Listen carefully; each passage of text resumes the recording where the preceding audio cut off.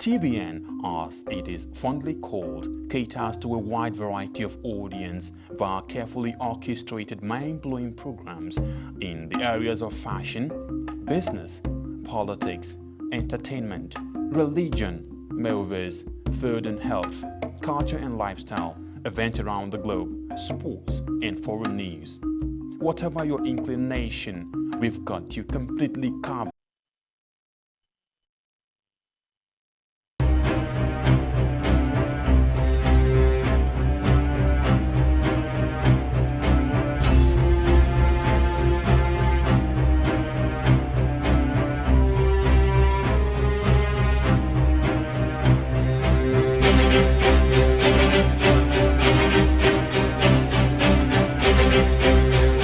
Security dossier, securing the perimeter.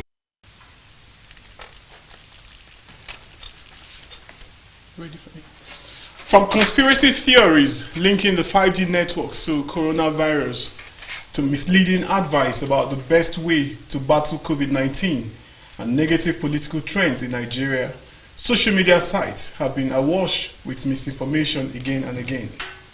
It is a commonplace for fake news, fake and misleading messages to be circulated via WhatsApp, causing panic and heating up the polity. In the past years, it has to do with elections in Nigeria and opposition politics. We have seen dangerous trends of fake news, pitching people against themselves and hurling insults across divides. Plus, the global pandemic continues to ravage the world with an increase in numbers of confirmed cases globally. We look at the security implications of a lockdown in a country where the majority of the citizens face acute hunger in the face of slim palliatives from the government. This and more will be the issues on Security Dossier today. My name is Lawrence Audu. Welcome to Security Dossier on Television Nigerian.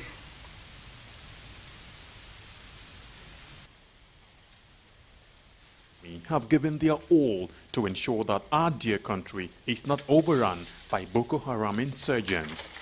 Some having the paid the ultimate price, while many will forever live with indelible scars occasioned by their determination to protect the country, no matter the hurdle.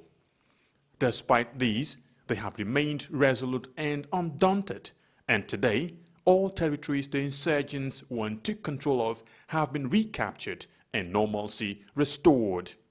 And now, for the first time in a long time, the end of Boko Haram is foreseeable. Therefore, the wisest thing for the remaining insurgents to do is to surrender today or face total destruction from the army. Remember, the Nigerian army will stop at nothing to ensure that total peace is restored in all parts of the country. So, be wise and embrace peace today or get ready to be ruthlessly dealt with. This message is brought to you by the Coalition on Conflict Resolution. Security dossier, securing the... Thanks for staying tuned. Fears of censorship and authoritarian crackdown on dissent have erupted on Twitter after Nigerian lawmakers proposed legislation that would hit the internet users in the country with steep fines or jail terms for spreading what authorities decide is fake news. Under what is known as the Social Media Bill, which the Nigerian Senate advanced weeks ago, police could arrest social media users whose posts are thought to be threatening to national security, sway elections, or diminish public confidence in the government, according to the draft text. Everyone seems to be fed up with the issues of fake news in the country and seeking a way forward, except those benefiting from it. What are the inherent dangers of fake news? Should we employ the use of draconian laws to punish those involved, or should there be an outright censorship of the social media?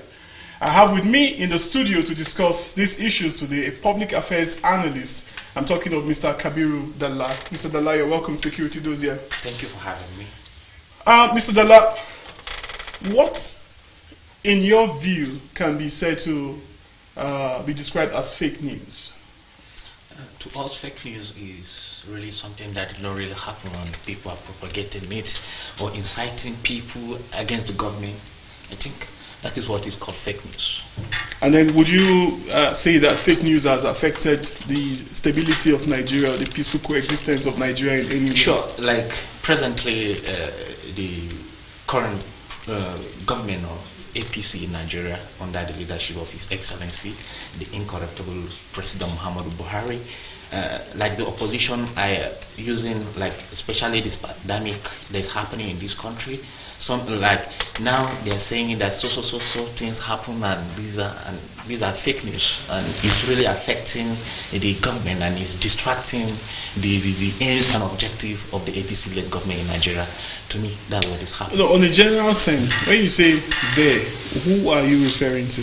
I'm talking about the opposition in this country and people like Beji, Aisha Yusufu and others, and the people propagating fake news as if it's something because they have large followers on social media, they think they will be misleading Nigerians. And to me, it is very unfortunate that the government or the National Assembly has allowed this.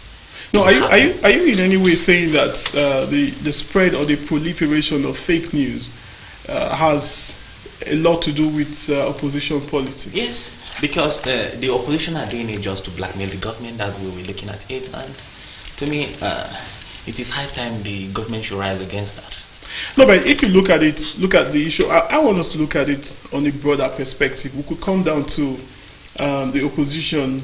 Let me give you an example. Recently, in Nasarawa State, where I come from, we have some set of young people like that because maybe the state assembly have an issues against the secretary to the state government in the state, and I don't know how authentic it is that the government released 11 million naira for the state assembly, each and everyone over have 24 in number, that the money was released for them for palliative, to reach out to the people at the constituency because of the COVID-19.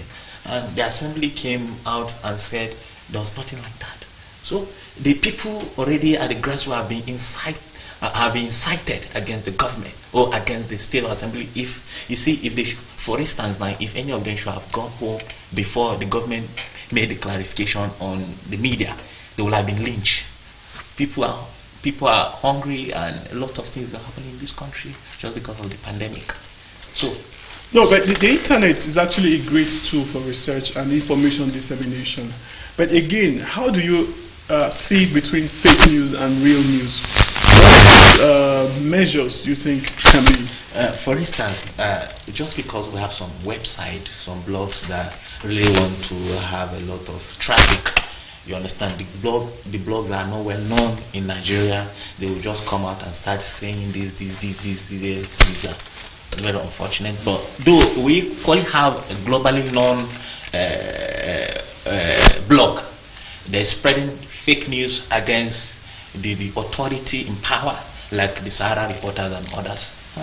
I think it is high time people should know the authentic blogs or authentic people that whenever they release informations, and these information are real information. For instance, when the chief of staff to the president passed out, people did before then there was fake news around social media that the chief of staff Bakari has passed on. You understand? Until when he passed on, that Femi Adesina, the SSA to Mr. President, came and tweet. It was on his Twitter handle that people understood that yes. So these are real. No, but on that issue, I know of a woman who came up with that projection that said Abakari had died, and maybe after a week we now saw that the news filtered in that the man had actually died. Do you think the government had done anything, especially the presidency, to douse tension? Because they say for every element of rumor, there's no smoke without fire, which means something must have gone wrong, and she got privileged information. And we have the freedom of information in Nigeria. She's not at liberty to disclose her source whatsoever at the time. But has the presidency done anything to douse tension, to reassure citizens that, look, that was fake news? Yes, we have seen that severally, and people can only down tension in a Western world, but not Nigeria that are religiously conscious about everything, especially the Muslims. If you die today, if it is not in the midnight, you'll be buried that day. So how do you expect government to be downing tension on issues of somebody who is very prominent in this country that have died? You understand? So to us, fake news should not be allowed a space. Okay, before we even go further, this same Kemi Olunloyo has also said that Nnamdi Kanu, the leader of the Biafran movement, has died. And it has generated a lot of heat on the internet. I was reading through yesterday. How do you draw the line? I mean, when is it the appropriate time to draw the line when it comes to the issues of fake news? I think if she's the one responsible for the recent acts in propagating fake news, I think it's high time security to get her, question her, and if she's found guilty, she should be prosecuted. Let's use somebody as a scapegoat.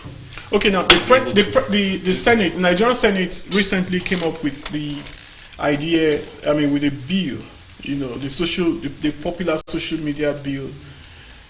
A lot of Nigerians kicked against it.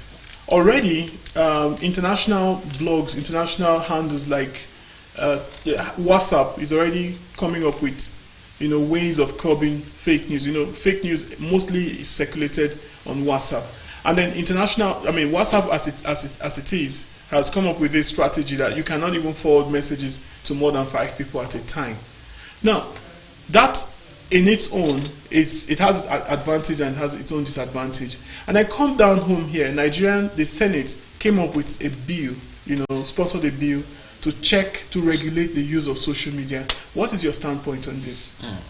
Me as an individual, as a public affair analyst, I think that bill should be reviewed.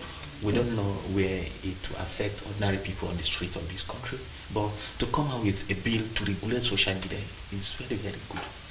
So, but if it regulates social media, it will still have a negative impact. Even though Nigerians who are fed up are already crying out, saying, look, a lot of people have been affected.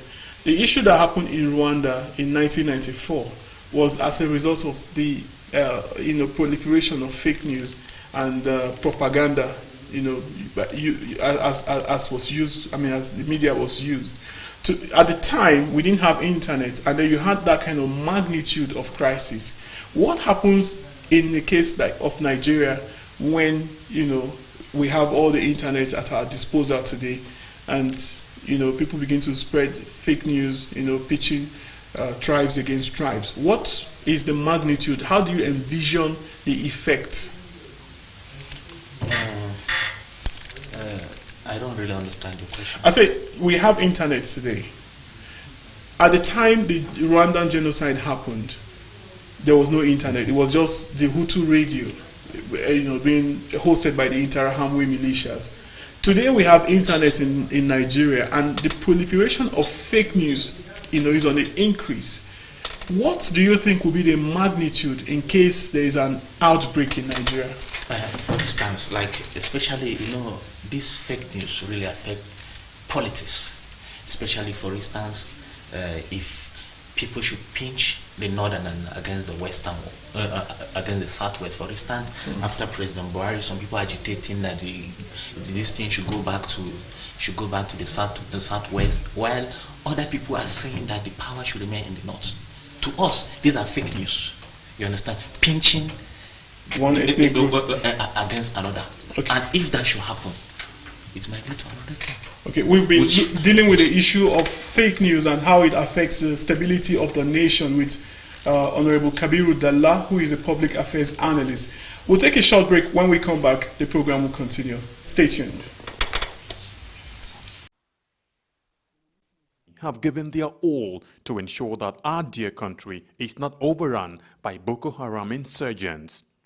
Some have in the process paid the ultimate price, while many will forever live with indelible scars occasioned by their determination to protect the country, no matter the hurdle. Despite these, they have remained resolute and undaunted, and today, all territories the insurgents once took control of have been recaptured and normalcy restored.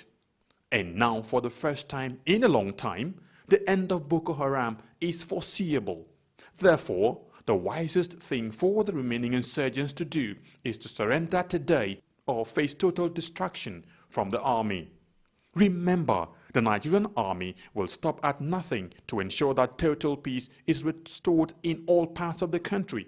So, be wise and embrace peace today or get ready to be ruthlessly dealt with. This message is brought to you by the Coalition on Conflict Resolution and Human Rights in Nigeria. Security dossier, securing the press. Welcome back. This is Television Nigerian, and we're still talking about fake news and its negative impact on the peace and stability of our country, Nigeria, with my guest, Kabiru Dalla. Welcome back. Thank you. So, we were talking, I need you to strike a balance between the relationship between the opposition in Nigeria and the peddling of fake news.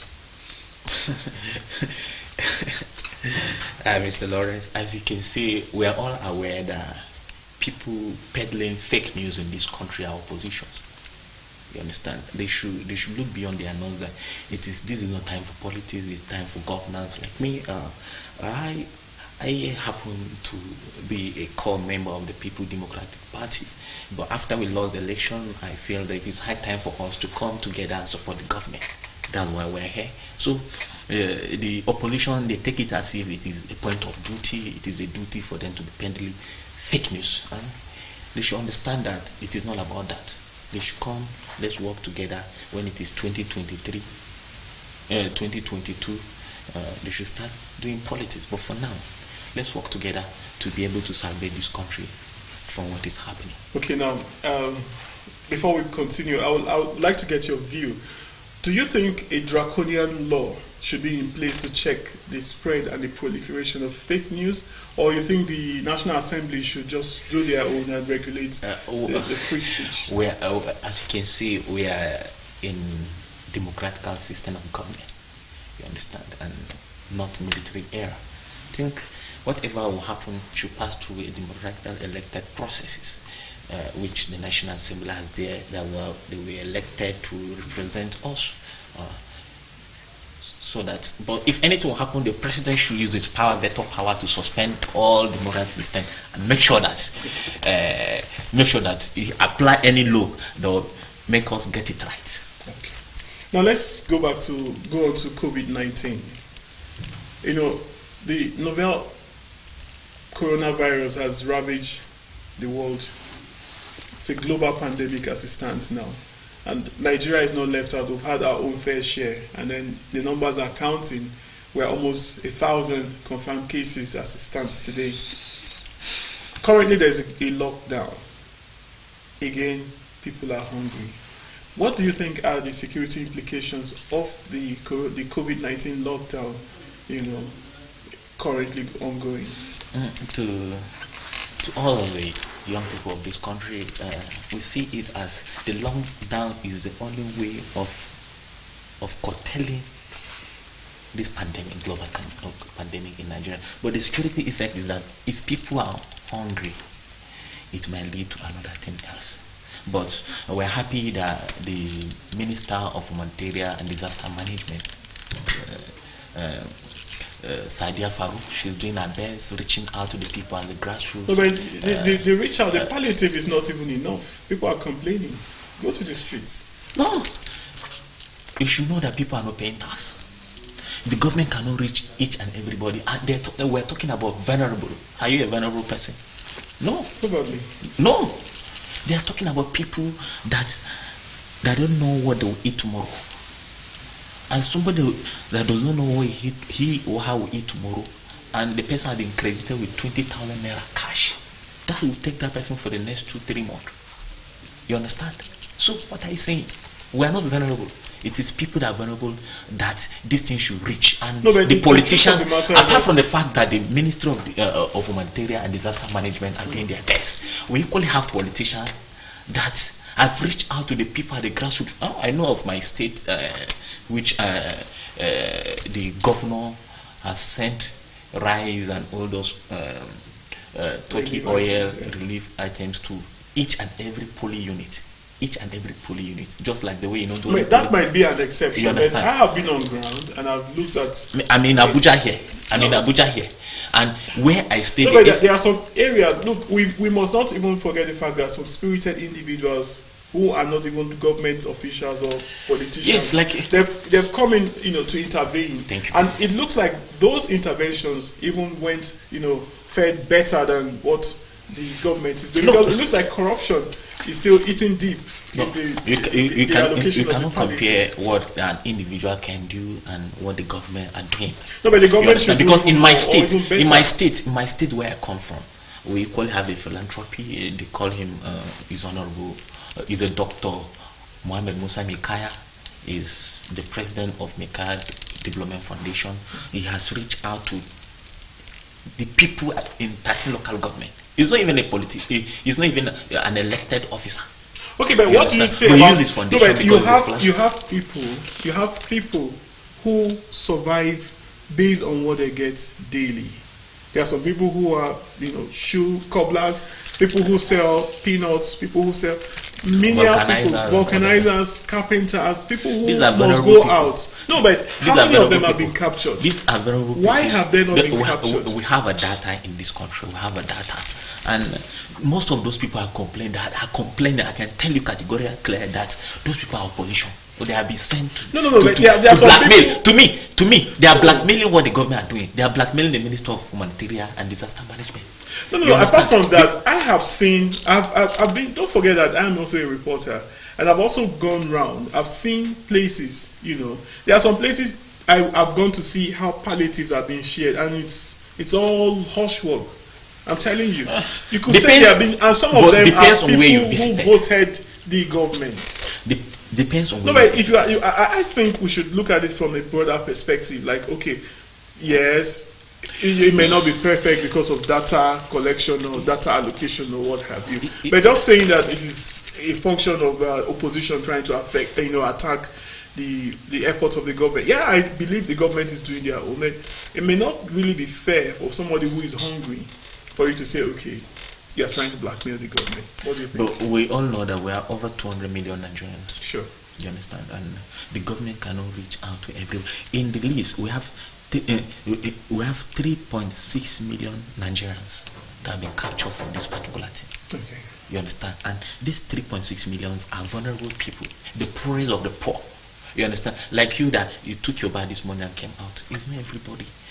Some people cannot even take their bath. Okay, now, yeah. And these are people that cannot even speak English, as they're saying. Those people speaking English or blackmailing the government, they are not what? They are not vulnerable people. They are not the poorest of the poor. People that have phone, that can go to the internet. Are they poor? Are they poor people? They are not poor people. So the government have reached out to the poor people, and we are happy what they are doing, and some individuals are doing that. All said. Now, another issue that we must look at again is the issue of religious leaders defying the lockdown order. The Ramadan has kicked in as it starts today. Are there going to be fears that some people may violate the social distancing instruction? Already, people are violating. In Maiduguri, I was watching a clip where Sheriff's father was being buried, and people still clustered together, despite the fact that there is a rising case. And in Jos, we saw a situation where the Sheikh Yahya Jingri's led Izala movement were protesting, saying there's no corona anywhere, that it's just a fabrication or a figment of the imagination of the elite. Now, I am looking at a situation where there might be a security breakdown in a religious tension, so to say. Because during Ramadan, people want to congregate, and if you tell them not to congregate, tempers might be inflamed. The Muslims have where that serve as a source of their informations. You understand? And ignorance of law is an excuse. But like in Saudi Arabia, people know that the Al-Ara That's the biggest, the mosque of Muhammad sallallahu alaihi wasallam. You understand? If you take a picture, if you check the internet, you see that place is empty. You understand? Even before the Ramadan. But in Nigeria, we tend to be holier. When this thing started, the Pope, the father of Catholicism, shut down the Vatican, and he was saying masses alone. In England, the Church of England, it was shut down. Even in Jerusalem, Mecca and Medina, all these places were shut down. But we seem to be more religious than the people who even gave us this religion. This is why we are concerned. I watched Channel TV this morning before I came out of my house. You see, the street of Kano is empty. People in Kano, even before the COVID-19 got to Kano. And that's probably because there is a wave of deaths in Kano. Yes, even before then, they were arguing. There was nothing like pandemic, there was nothing like COVID-19 until he visited them. You understand? So now, people of those Islamic scholars they are talking about, they have their leader. Our leader, as a Muslim, our leader is Sultan of Sokoto, and he has given other directive. And each and every Muslim, it looks like some other sects. You understand? No, whether he has not said whether you're Shiite, Izala, Derika, he has given directive which each and every law-abiding citizen of this country as Muslims must abide by it, whether we like it or not. You understand? So, and the national mosque has been locked down and everywhere. So people should stay at home and should stay safe. And we believe that the government will come out of these things harmless. And in the next 2 weeks, or maybe before the end of this thing, if the government are not comfortable that we'll be able to end the pandemic in next 1 week, they should add another 2 from weeks. your own view, do you think we are close to ending the pandemic? Yes, if people should continue to be patient with the government, to be supportive, we should support what the government are doing, and by the special grace of God, in the next 2, 3 to 1 month, we'll come out of this thing clean. And now, the Governors Forum yesterday came up with a resolution. We are supporting that 100%, 101%, that there should be a national lockdown. You understand? There should be a national lockdown. But so are you also aware that, as it stands now, people are breaking into other people's homes to cut away food? No, I know a reporter, but I've not read it anywhere, either on Twitter or I have videos, Facebook. I could show them to you. No, maybe we'll see it after this, but for now, I've not had any information like that. And people are happy with the government. People know that the government are trying their best. President Muhammadu Buhari is trying his best to make sure that we come out of this global problem. It's a global problem. So what's your advice, your final words to Nigerians? My final words to Nigerians is that Nigerians should continue to support the government of President Muhammadu Buhari and other people, our religious leader. They should stay at home, and by the special grace of God, we'll come out of this global problem. What about sanctions for peddlers of fake news? To me, we already have a law on ground, the penal code. I'm not conversant with the law of this country, but I know that we already have a law on ground. The defamation of character, fake news and other things, they should be arrested and prosecuted. Especially those people making noise. Those people making noise in this country, they should know that those people making noise on social media, like the Aisha Yusufu, Femi Fani Kayode, and all those people peddling fake news against the government, they should know that they only have followers on social media, but they should not come to the street of this country, because Nigerians are 101% in support of President Muhammadu Buhari-led administrations. Well, we have been talking with Mr. Kabiru Dalla, who is a public affairs analyst, and he's spoken so well on the issues of fake news and other vices in the country. We also looked at the security implication of the lockdown. Nigeria, as it stands, remains the only country that we can call our own. Whatever we have to do, we must, as a matter of urgency, try to be patriotic, stop the spread of fake news, always go for verified information. We must defend the constitution of this country through constructive criticism. Pardon me. This is where we'll draw the curtain on Security Dossier today, until we come your way again with another exciting edition of the program. My name remains Lawrence Aldu. Bye for now.